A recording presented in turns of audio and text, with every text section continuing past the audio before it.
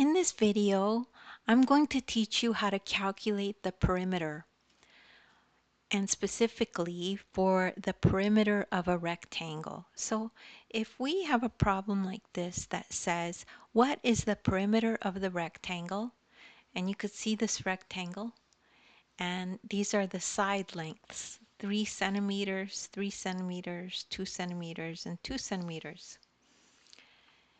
And what you need to know about a rectangle or the perimeter, the total distance around the shape is equal to the perimeter.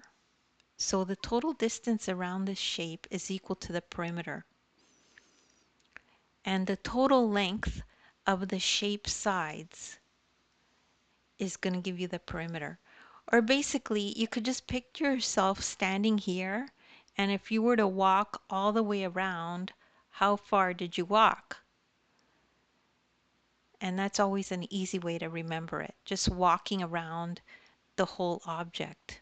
So you would walk 3, then you would walk 2, then you would walk 3 again, then you would walk 2. So add all the shape sides to get the perimeter. So it's 3 plus 2 plus 3 plus 2. So 3 plus 2 plus 3 plus 2. And the total's 10 for this one. So the perimeter of the rectangle is 10 centimeters.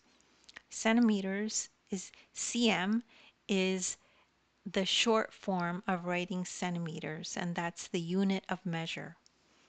And that's how you calculate perimeter. And don't worry if you don't get it right away, just rewind the video and watch it again.